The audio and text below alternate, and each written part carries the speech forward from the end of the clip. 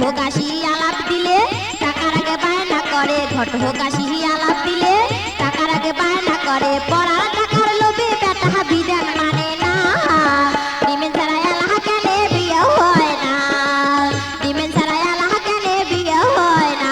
নানা উচিত কথা কইতে মানা, নানির বেলা 16 আনা, ডিমেন ছাড়া এলাহা কেনে বিয়ে হয় না, ডিমেন ছাড়া এলাহা কেনে বিয়ে হয় না।